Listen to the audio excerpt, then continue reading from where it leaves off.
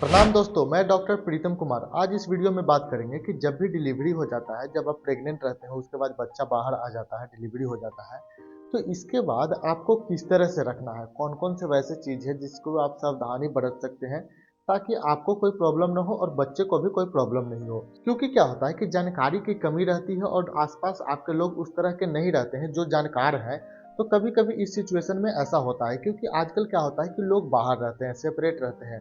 पूरे फैमिली इकट्ठा नहीं रहते हैं जिसकी वजह से ऐसा प्रॉब्लम हो सकता है। तो आपको ये प्रॉब्लम ना हो तो आप ये जान सकते हैं कि आफ्टर डिलीवरी यानी कि जब प्रेगनेंसी हो गया है, डिलीवरी हो गया है, बच्चा हो गया है, उसके बाद आपको कौन-कौन से सावधानी बरतनी चाहिए जिससे कि आप भी सुरक्षित रहें और आपका बच्चा भी सुरक्षित रहे। तो चलिए जानते हैं कि वैसे कौन-कौन सा चीज़ है जिसमें कि आपको सावधानी बरतनी चाहिए।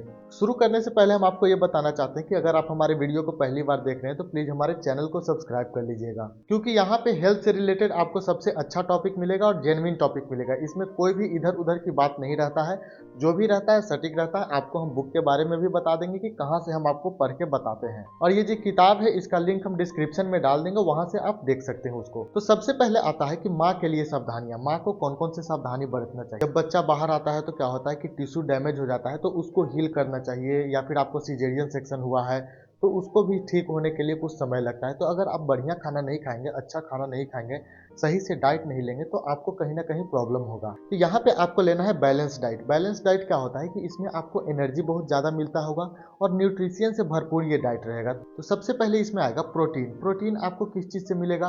दाल से मिलेगा, अंडा से मिलेगा, पनीर से मिलेगा, या फिर को बहुत सारे नट्स होते हैं, वहाँ से आपको प्रोटीन मिल जाएगा। कैल्शियम आपके लिए बहुत ज़रूरी है, क्योंकि कैल्शियम की कमी से क्या हो सकता है कि आपको शरीर में दर्द रहेगा, हड्डी कमज़ोर होगा। तो कैल्शियम कहाँ से मिलेगा?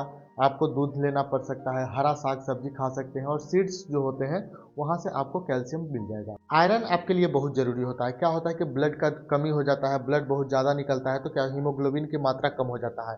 तो शरीर में आयरन की मात्रा ज़्यादा रहेगा तो ब्लड धीरे-धीरे वापस अच्छे से फिर बन जाएगा।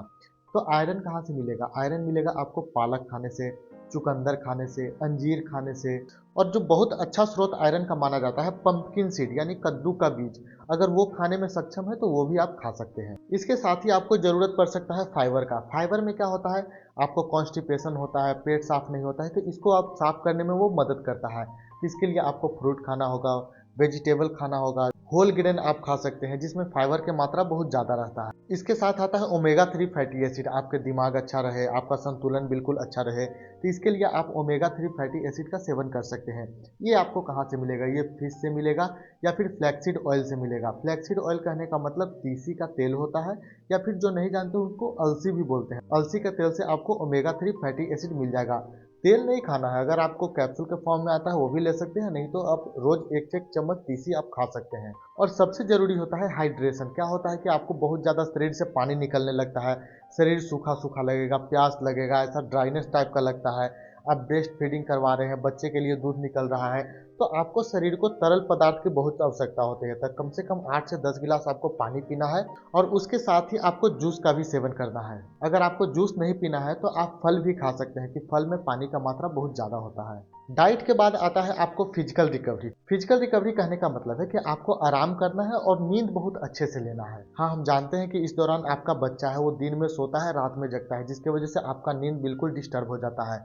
लेकिन घर वाले को बोलना चाहते हैं कि वो थोड़ा सा कॉम्प्रोमाइज़ करे, बच्चा को थोड़ा सा संभाल ले, ताकि आप भी अच्छे से रेस्ट कर सकें। आपको इस दौरान एक्सरसाइज करना है, हल्का-फुल्का व्यायाम करना है। अगर आपका नॉर्मल डिलीवरी है तो हल्का-फुल्का व्यायाम करके आप धीरे-धीरे आप उसको रिकवर कर सकते हैं। अगर आपको सिजेरियन सेक्शन हुआ है तो आप बिना डॉक्टर के परमिशन का कोई भी एक्सरसाइज नहीं कीजिएगा। अगर आपका सिजेरियन सेक्शन हुआ है तो वहाँ पे टाँका लगा होगा, तो इसके लिए क्या करना है कि आपको हाइजीन का ध्यान देना है। हाइजीन का ध्यान इसलिए बोल रहे हैं क्योंकि जब हाइजीन का ध्यान दीजिएगा तो जो टाँका वाला जो एरिया रहता है वहाँ पे इन्फेक्शन से आप बच सकते हैं। अगर मान लीजिए कि इन्फेक्शन लग गया तो कहीं न कहीं आपको बहुत ज़्यादा प्रॉब्लम हो सकता है। इसके साथ ही आपको अपना पर्सनल हाइजीन यानी कि खुद का जो देख-दिखाव होता है वो भी बहुत ज़रूरी होता है। क्या होता है कि जब डिलीवरी हो जाता है तो इसके बाद क्या होता है कि बहुत ज़्यादा ब्लीडिंग होता है, तो इसको बोलते हैं लोकिया बोलते हैं। इस दौरान क्या करना है कि जो सैनिटरी पैड यूज़ करते हैं तो उसको समय टू समय उसको बदलिएगा, और ऐसा कोई भी चीज़ यूज़ नहीं कीजिएगा जो कि आपको इन्फेक्शन के कारण बन सकता है। अगर मान लीजिए कि बाहरी कोई चीज़ यूज़ कर लेते हैं, कि बहुत तरह के लोग होते हैं जो कपड़े का भी यूज़ कर लेते हैं। आजकल अभी गाँव में बहुत ज़्यादा ऐसा होता है जिनको अभी सैनिटरी पैड बोला जाए, तो क्या होता है कि इकोनॉमिकली वो इतना सक्षम नहीं होते हैं, जिसकी वजह से ऐसा होता है। तो क्या करना है कि अगर मान लीजिए कुछ भी यूज कर रहे हैं तो बिल्कुल साफ चीज यूज कीजिए, जिससे क्या होगा कि आपका जो इन्फेक्शन है शरीर तक ना जाए, क्योंकि जो सिस्टम होता है फीमेल का वो बिल्कुल ओपन सिस्टम होता है, इन्फेक्शन बहुत जल्दी रीच करता है। आपका जो योनि वाला एरिया है उसको बिल्कुल साफ रखना है, बिल्कुल क्लियर रखना है, क्योंकि क्या होगा कि अगर मान लीजिए वहाँ पे रेडनेस हो रहा है, इचिंग हो रहा है, हल्का सा सेंसेशन हो रहा है, आप बाथरूम जा रहे हैं, पेशाब करने में आपको जलन हो रहा है, तो अगर ये सब चीज़ हो रहा है तो कहीं न कहीं इन्फेक्शन का कारण बन सकता है। तो इसके लिए क्या करना है कि आपका जो योनि का जो एरिया है बिल्कुल साफ रखना है। आगे क्या होता है कि मेंटल हेल्थ बहुत ज़रूरी होता है, क्योंकि जब डिलीवरी हो जाता है तो शरीर का सारा हार्मोनल सिस्टम चेंज हो जाता है, जिसके वजह से वो कभी दुखी हो सकते हैं, एंग्जायटी होता है, बहुत घबराहट जैसा फील होता है, उनको ओवरलोड जैसा लगता है, उनको लगता है कि यार बच्चा आ गया, अब इसको कैसे देखना है, क्या करना है, क्या नहीं करना है। अगर बहुत ज़्यादा आप सोचते हैं, इस तरह से विचार करते हैं, तो आप अपने फैमिली को बताएं। अगर कंडीशन ज़्यादा खराब है तो कहीं ना कहीं डॉक्टर से आपको सलाह लेना पड़ सकता है। इसके लिए आपको क्या करना है कि हमेशा स्ट्रेस फ्री रहना है, पॉजिटिव सोचना है और मेडिटेशन जरूर कीजिएगा। ये तो हुआ कि माँ का देखभाल। अब जानते हैं कि बच्चे के देखभाल कैसे किया जाएगा। तो सबसे पहले यहाँ पे आता है ब्रेस्ट फीडिंग। ब्रेस्ट फीडिंग क्या होता है कि बच्चे को दूध पिलाना। जो 6 महीने तक जो होता है बच्चे को सिर्फ माँ का ही दूध देना चाहिए, क्योंकि ये जो दूध होता है यही बच्चे में इम्यूनिटी बनाता है और बच्चे के ग्रोथ के लिए बहुत जरूरी होता है। प्रॉपर वे में बच्चे को दूध पिलाना। बहुत सारे लोग होते हैं जिनको पता नहीं होता है कि किस तरह से बच्चे को दूध पिलाना चाहिए। अगर उनको पता नहीं है तो किसी न किसी से सहायता ले सकते हैं। फीडिंग फ्रीक्वेंसी कहने का मतलब कि बच्चे को कितने बार दूध पिलाना है। जो नए बच्चे पैदा लिए होते हैं उनको 2 से 3 घंटे में उनको दूध पिलाना चाहिए। अम्बिलिकल कॉर्ड केयर यानी कि जो बच्चे का जो नाभि होता है उसको केयर कैसे करना है, उसको क्या करना है कि ड्राई रखना है, क्लीन रखना है, उसको बार बार टच नहीं करना है। अगर वहाँ पे इन्फेक्शन हो गया, जैसे कि रेडनेस हो गया, स्वेलिंग हो गया, वहाँ से कुछ पस डिस्चार्ज हो रहा है, तो तुरंत आपको डॉक्टर से कंसल्ट करना है। आपको कोई वहाँ पे दिमाग नहीं लगाना है। इसके बाद आता है वैक्सीनेशन। ये बहुत ज़रूरी होता है, क्योंकि बच्चे का जो पैसिव इम्यूनिटी होता है वो यहीं से मिलेगा। तो बच्चे में जो पहला वैक्सीनेशन होता है जिसको बोलते हैं बीसीजी, हेपेटाइटिस बी और पोलियो, ये 3 वैक्सीन जो होता है जन्म के साथ ही बच्चे को दिया जाता है। और अदर जो वैक्सीनेशन है वो बिल्कुल टाइमली आपको दिलवाना है, जिस समय पे आपको डॉक्टर बताएंगे। वैसे हम वैक्सीनेशन के ऊपर सारा वीडियो बना के वैक्सीनेशन का जो प्लेलिस्ट रहेगा वहाँ पे सारा डाल देंगे। वहाँ से आप देख सकते हैं कि कौन सा वैक्सीनेशन क्या काम करते हैं और किस किस एज में इसको लगवाना चाहिए। हाइजीन और स्किन केयर यानी कि बच्चे का जो स्किन होता है बिल्कुल सेंसिटिव होता है, बिल्कुल मुलायम होता है, मखमली होता है, तो उसको बिल्कुल आपको केयर करना है। इस दौरान क्या करना है कि बच्चे को जो हल्का गर्म पानी होता है उससे बिल्कुल साफ करें, उससे पानी लेकर बच्चे को शरीर को पोंछ दे। और साथ ही साथ कोई ऐसा शैम्पू या फिर कोई ऐसा साबुन ना यूज करे जो कि हार्मफुल हो। बच्चे का जो डायपर है वो टाइमली बदले, उसको ज़्यादा गीला नहीं रखने दे। क्या होगा कि जब बहुत ज़्यादा गीला रहेगा तो रैसेस हो जाएगा, वहाँ पे दाने दाने निकल जाएंगे।